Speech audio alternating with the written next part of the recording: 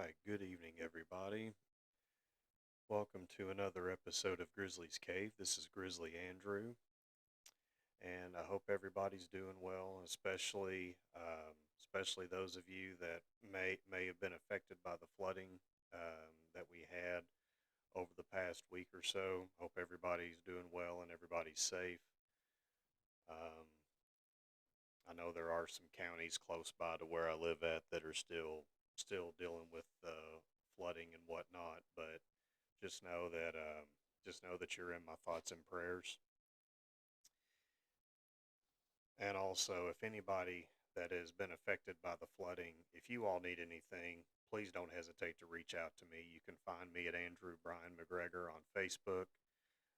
You can find me on TikTok at Grizzly Andrew. I mean, if you need anything, if I can help out in any way, please reach out to me, and I'd be more than happy to help you out.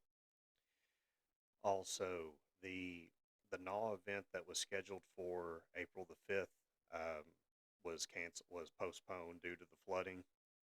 It has been rescheduled for um, April the 26th. It'll be at the Nebo Community Center in Nebo, Kentucky. It time will the show will start at 7 p.m. Doors will open at either 6 or 6:30. Ticket prices are as follows: ages 0 to 5, you get in free. Ages 6 to 12 is $5, and then ages 13 and up is $8. Concessions are available. This is a family-friendly promotion, and we really hope that you can make it out to the show. And I promise, folks, you will not be disappointed. Also, I do want to plug the GoFundMe account that you've heard me plug on previous episodes. It is Help Ben Build a Future for Indie Wrestling Stars, and the link is gofund.me/9B as in boy, 2 F as in Frank, C as in Charles, 903. And basically, this is just to help build a permanent training facility for current wrestling trainees, and also it'll be available to anybody else that would like to get into the business. And yeah, I mean, it's definitely for a great cause, folks, and any donations would be greatly appreciated. I do want to apologize to my listeners. I know I've been silent for the last couple of weeks. The last episode I did was part one with JC Flash. Me and him are going to do a part two, um, but with you all being my listeners and subscribers, streamers, followers, etc., I feel like you all ought to hear what's been going on. So, some of you know through Facebook that I have switched jobs. About 3 weeks ago, I left the Webstront store over in Madisonville after 8+ years over there, and I'll probably do an episode on that in the future. I still haven't made my mind up, but I'm leaning more towards of doing one, mainly about my experience working there and why I eventually left. I know it's not wrestling related,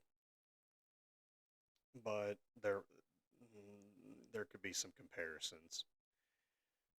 Um, so the episode that I did with JC, that was during orientation week, and I was actually working well, I was on day shift hours that week.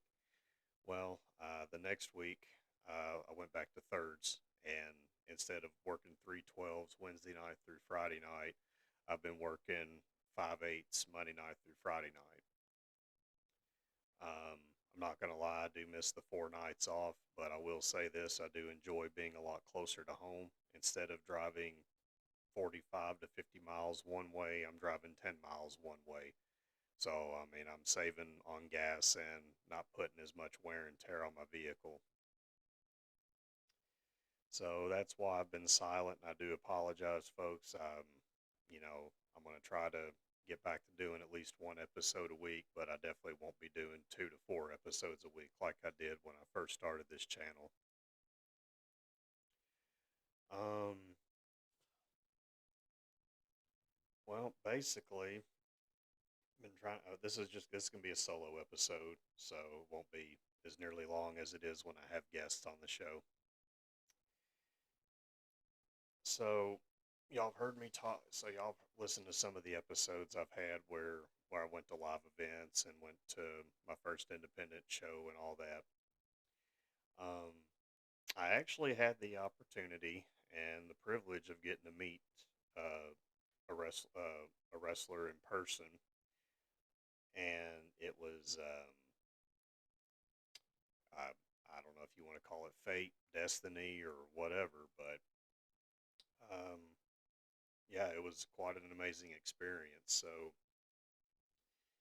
we'll take a trip back in time. This will be in April of 2016. It was in Madisonville, Kentucky, and it was at the gym I used to work out at when I still lived in Hopkins County at the time. It was at a Workout Anytime. For those of you that don't know, it's the 24/7 facility that's located by the old courthouse, and it's a good gym facility. So I do highly recommend that place. Um, I was actually finishing up my workout. It was on a Sunday afternoon, and I went to go grab my gear, and lo and behold, I saw somebody that I recognized, and I thought, "There's no way." And I got a closer look, and I thought, "Oh my God, that's Marc Mero." And for those of you who don't know who Marc Mero is, he competed in the early to mid 90s in WCW as Johnny B. Bad. And he was a very entertaining wrestler. And he looked a lot like Little Richard. Those of you that are my age and older will know who I'm talking about. For the younger listeners, you know, you can look him up. You can look up who Little Richard is on Wikipedia and YouTube and all that. Um, but yeah, I got to meet Marc Mero or Johnny B. Bad, and when I saw him, I was like, okay, do I? Because at this point I'm a little starstruck, and I'm thinking to myself, do I go introduce myself and shake the man's hand, or um, do I just leave the man be? Well, I was like, you only live once, so um, I was a little bit of ways away, and I said, "Excuse me, sir," and he turned around, and I said, "Are you Marc Mero?" And he said, "Yes." He said, "How are you doing?" I said, "I'm good. How are you, sir?" I stuck my hand out and shook it, and um, I told him who I was. I said, "My name is Andrew McGregor," and I said, I was a big fan of Johnny B. Bad, and also he did compete in the WWF as well. He came in as Wildman Marc Mero, and then eventually he transitioned to Marvelous Marc Mero. Um, but I also mentioned that I was a fan of the Wildman and Marvelous Mark as well, and it was really really weird meeting this guy. I mean, I grew up watching him as a when I was a kid, and from the WCW days and even into the Attitude Era with WWF. For those of you that don't know, he was married to Sable, who is now currently Brock Lesnar's wife, and we got to talking for we talked for just a few minutes. I didn't want to keep him and stuff and all that because he had just arrived there, and I know he was trying to get a workout in, but I asked him, I was like, "Well, what brings you over here to Madisonville?" And he had uh, he had said that he was on a speaking tour. He nowadays he does like motivational speaking at high schools, middle schools, etc. And I thought to myself, "Oh, that is awesome," you know. And he's a very good Christian man as well. Very respectful, very, very respectful. Um, just a real genuine, authentic guy, you know. And we had talked a little more. I think he said he was going to be around the Hopkins County area, I think, for a few days or so. And yeah, I just thought that was incredible. And but anyways, I didn't want to keep him, so I told him, I said, we shook hands again. Actually, let me backtrack. And I told him, I said, I said I'd listen to you. I said, you're on a podcast recently. I said, I can't remember if it was Stone Cold or, and he said Jim Ross. I said, oh yeah, yeah, yeah, Jim Ross. And he said, Jim Ross he said he's a good old boy. And I said, yes, sir, he is. And we shook hands again, and I said, it was nice to meet you, sir. He said basically likewise to me, and he said, God bless you. And I said, God bless you, sir. And yeah, I wound up after I left there, I texted my buddy uh, James, and he's the guy I used to watch the pay-per-views with back in the day. And I told him, I said, dude, I said, I just met Marc Mero at Workout Anytime. And he said, did you ask if you could spot him on the bench? I said, no. No, I said he wasn't bench pressing and stuff whenever he was at the gym. But um, yeah, I mean, the guy, he, let's see, he left WWF as like in 98, 99. Um, I know he made some appearances at TNA when it first when they had first opened up. But to my knowledge, I don't know of any other matches that he's had. I think he pretty much retired from wrestling. I'd say from the after the mid 2000s. But I mean, the guy's in good. Was at that time last I saw him was he was in great shape. I mean, looked like he took really good care of himself. Um, Real positive, optimistic man. Um, but after that, I think I wound up finding him on Twitter or Instagram or something, and they had some clips of his speaking engagements that he does, and I mean they were real powerful folks. I'll tell you, they were real powerful, very inspirational, and yeah, that was the time I got to meet meet a wrestler in person that wasn't actually at a show, but somewhere outside of an arena, and who'd have thought it would have been at the gym that I worked out at, and it was a really incredible experience. So I thought I'd share that. Another thing I wanted to talk about on this episode. Um, so some of you all know this about me, some of you all don't, but um, I usually frequent e-wrestling news. That's actually just how I've been kind of keeping up with what's been going on in the business for the last several years. I've been reading e-wrestling news since I guess 2017, and sometimes I'll read ringside news. But this one this one article caught my attention because a lot of y'all know I'm a big fan of old school. So,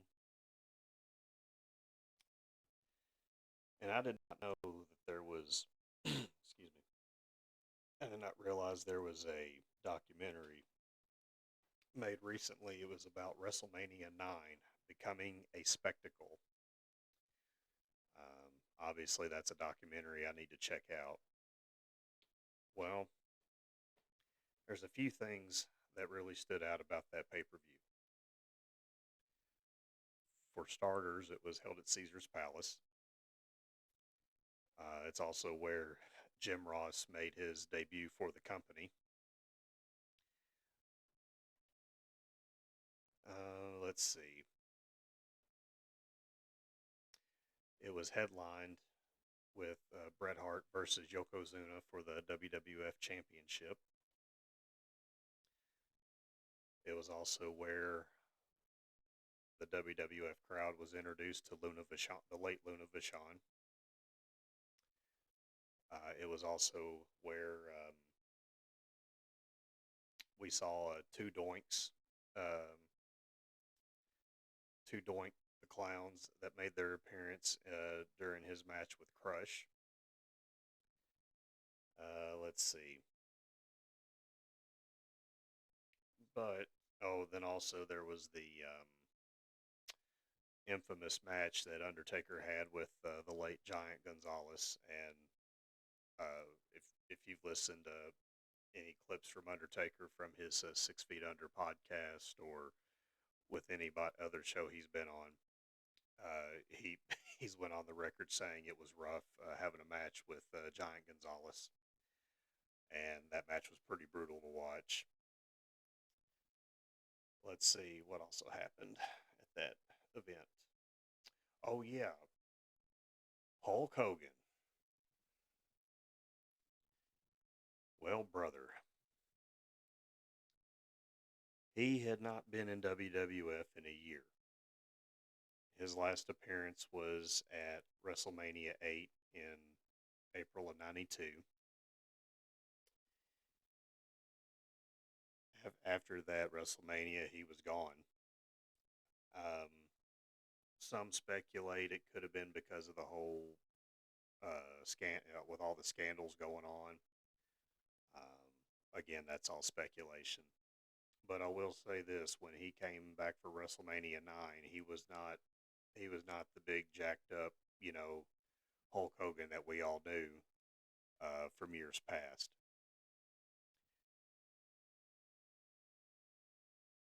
He wound up um, he wound up in a tag team match with Brutus the Barber Beefcake, and they were called the Mega Maniacs. And they had a manager in Jimmy Hart. Jimmy Hart had been managing Money Incorporated for a while, and on an episode of Monday Night Raw, I believe it was February of '93, uh, Brutus had a match with Erwin R. Shyster. No, or maybe it was DiBiase, but he had a match with one of the two, and they wound up putting a beat down on him at the end of the match, and IRS was about to hit Brutus with that steel briefcase that he always carried to the ring. Jimmy Hart tried to stop him. He tried to stop IRS from hitting Brutus, and then Jimmy Hart got shoved to the side and knocked to the ground. And then Shyster wound up hitting Brutus with that briefcase. And for those of you that don't know the story behind that, is Brutus had a very severe parasailing accident back in 1990 that crushed his face, and he had to have reconstructive surgery. And if you have seen WrestleMania 9, that was also another reason he wore that protective face mask during the match, because he really couldn't take any severe shots to the head. Um, that match was about a 20-minute match, but the post match, you can't really say a celebration because the Mega Maniacs lost the match by disqualification. But I guess you could say the post match. We could say post match celebration. I guess the Mega Maniacs were in the ring for at least 10 to 15 minutes afterwards and stuff, with Hogan's music playing over the speakers and him posing and throwing money out to the crowd and covering a brick in IRS's briefcase and all other sorts of stuff. Um, One thing that was noticeable about Hogan is he was, like I said, he wasn't the same big, 24-inch pythons, superhero that he had portrayed for all them years. and he was a lot skinnier, and he he was had a he was sporting a black eye. His left eye was swollen and black, and that's where this article comes into play. So for those of you that don't know, there was a rumor many years ago. Actually, I tell you what, we'll get to that here in a second. I'm going to read this article. So the article was titled "Hulk Hogan continues to deny he was involved in a backstage fight with Randy Savage." At WrestleMania 9, Hulk Hogan appeared wearing sunglasses to hide a black eye, which was officially attributed to a jet ski accident.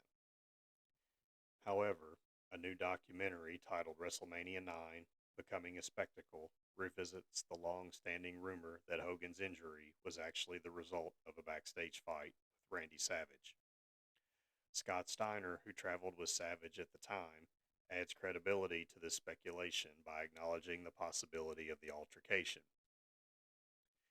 Hogan stated, "I guess he bought the story Randy told him. I never had a fight with Randy. If they still want to believe it after all we tell them what really happened, fine with me." Hogan continued, "Brutus came over and I was riding a Sea-Doo, which, uh, which was a jet ski. I get on it, and where we were jumping waves, I didn't know my thumb had pushed the button that made the nose stay down. As soon as I took off, this thing was like a rocket ship. You got 75 to 80 miles per hour. I hit that first big swell and I went up. It threw me over the front of the ski and when I hit the water, I tried to cover and go under the water because I knew the ski was coming at me. But my life jacket pulled me back up, and the 700 pound ski hit me in the face and knocked me out. I was knocked out face down in the water." Brutus Beefcake added he was flying in the air and the ski did a 360. The front of the ski hit him in his orbital and fractured it. He was almost not quite unconscious, but pretty much out of it. Hogan added that when he showed up at WrestleMania 9, Vince McMahon wasn't happy and told Hogan he couldn't wrestle. Hogan said, "I went to the doctor. Hey, doc, you won't believe what we did. We got this new storyline to trick the fans. We're going to tell everybody Macho Man beat me up and gave me a black eye. This is all makeup and all these stitches are fake stitches. Please don't tell anybody." That article came from ewrestlingnews.com. I did pull up some other articles. Give me just a second now.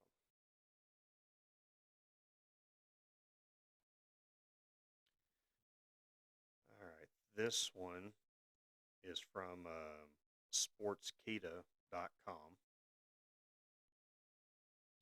And this article was actually published in 2021. It was reason why WWE legend allegedly punched Hulk Hogan in the face in real life. Jim Cornette is the greatest manager of all time. Big fan of Cornette. Savage was Hulk Hogan having a black eye at WrestleMania 9. Let's see. Cornette has worked in various roles in the wrestling industry over the last 4 decades, including booker, commentator, manager, and promoter. He now shares his opinions and stories about wrestling on his podcast and YouTube channel. And folks, if you have not listened to Cornette on YouTube or on his podcast channel, give it a listen to. Always enjoy listening to that man. Give me just a second here. My laptop's acting up on me a little bit. In the latest Jim Cornette's drive-through episode, Cornette gave his reasoning for Hulk Hogan's WrestleMania 9 black eye. He said Savage punched Hulk Hogan after finding out that his wife, the late Miss Elizabeth, had been staying at Hogan's house. Savage found out that Elizabeth had run. This is a quote. Savage found out that Elizabeth had run off to Hogan's house and was staying with Linda, Hulk Hogan's ex-wife, because Linda and Elizabeth were friends, and Hogan didn't tell Savage that she was there, which is why when Savage confronted him with that, he confronted him by punching him in the effing eye. And that's why Hogan had a black eye at WrestleMania 9.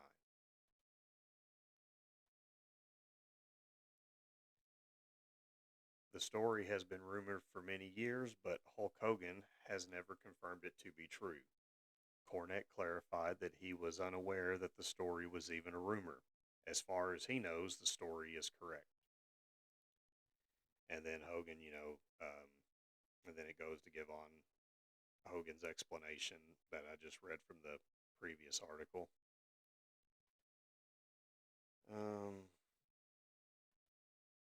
Now I did look up about a Sea-Doo jet ski,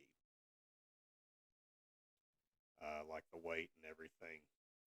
And since this took place in 1993, um, it said that the 1993 Sea-Doo XP 650 weighed 373 pounds.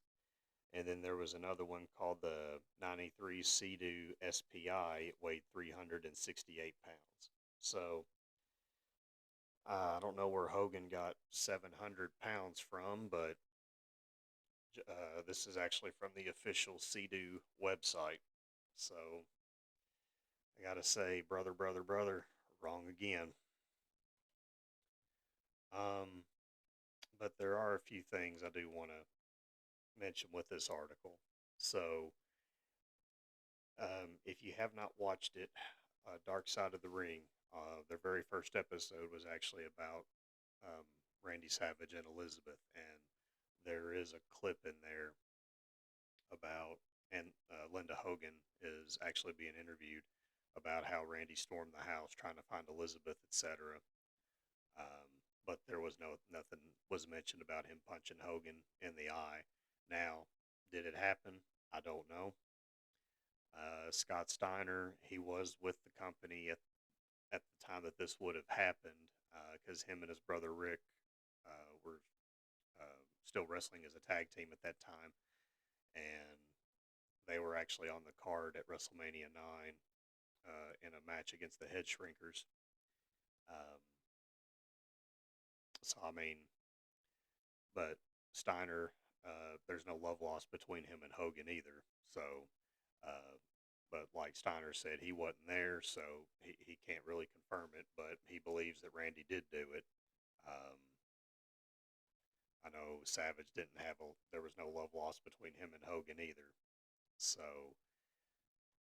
um, I really don't know, folks. I mean,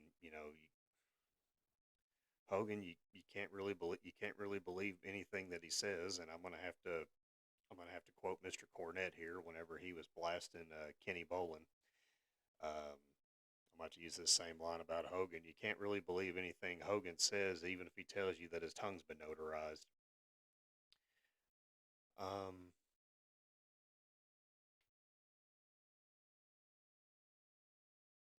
Hogan said that the Undertaker spiked him on his head at the '91 Survivor Series, and if you look at that match and you see the ending of the match, Hogan's head was nowhere near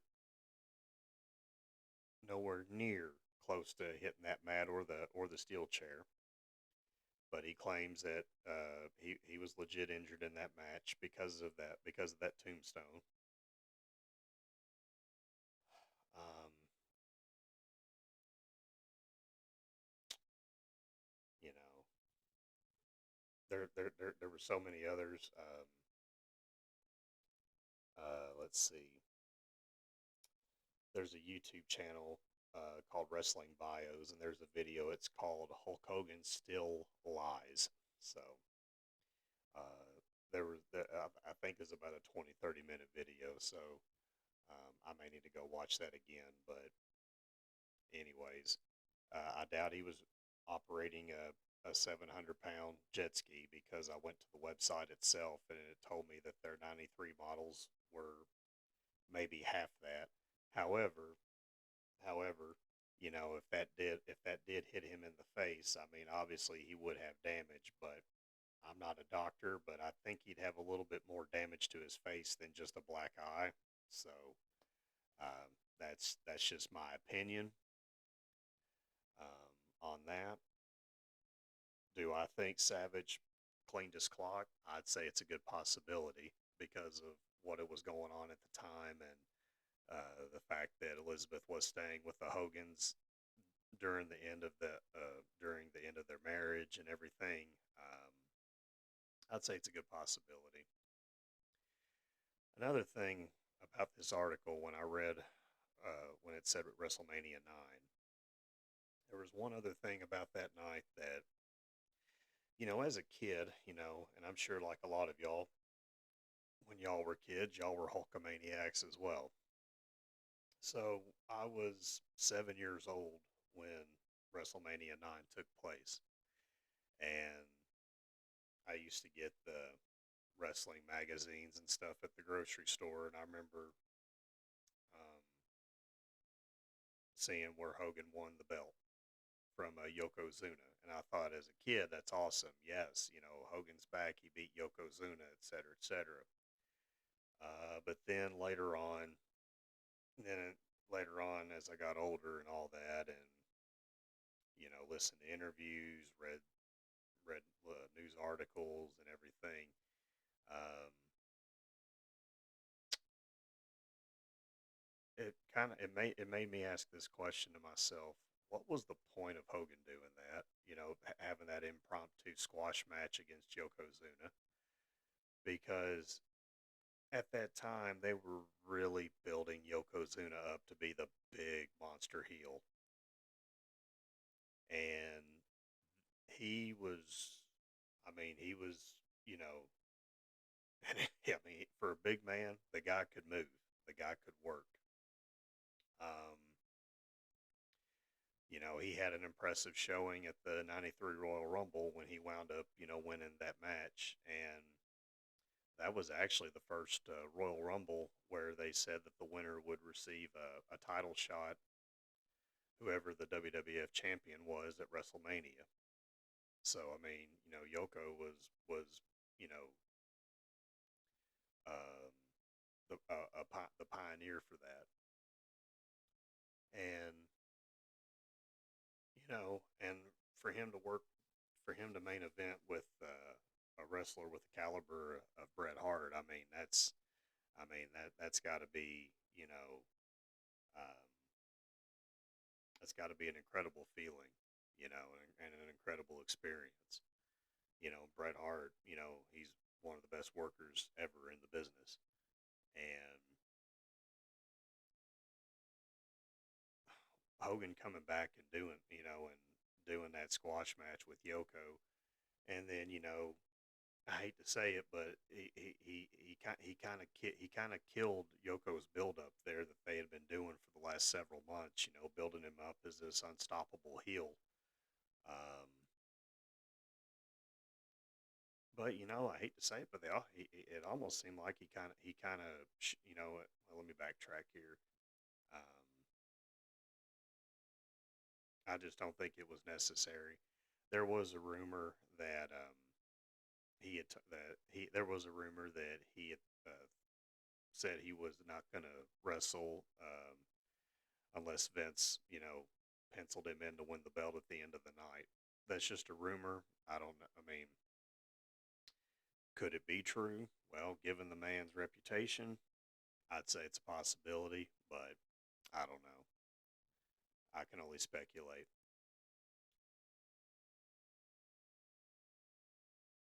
But for those of you that do know the story, after that match with Yoko at WrestleMania 9, Hogan was the champ until King of the Ring 2 months later, and then Yoko wound up winning it back. Now, the story is that um, Hogan was supposed to keep the belt until the '93 SummerSlam, and then he was supposed to drop it to Bret Hart. um, in a passing of the torch moment. And apparently Hogan said no to that. I guess that didn't work for him, brother. Um, Obviously, that match wound up never happening. Hogan dropped the belt to Yoko. Bret Hart did go on to win the '93 King of the Ring, and then he started a pretty long feud with Jerry the King Lawler. But I really felt like that if it's true that Hogan told Vince that he wasn't going to perform at WrestleMania 9 unless if he was promised another title run.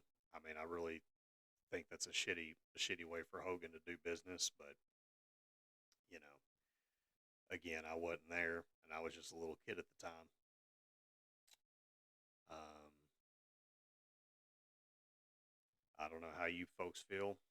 Um,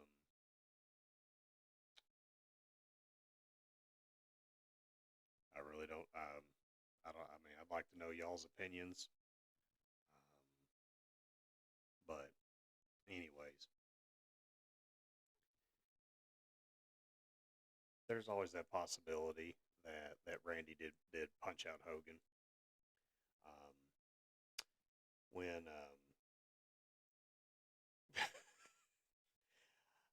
I don't know if y'all have ever listened to the song "Be a Man, Hulk Hogan." Might want to give that a listen to. And there was an interview that Savage had. Someone did an interview with Savage. I guess it was back in the early 2000s, and Savage he basically said, that him and Hogan were business acquaintances at best, but they were never friends or let alone close friends, etc. Um, it's pretty obvious he was not a big Hulkamaniac.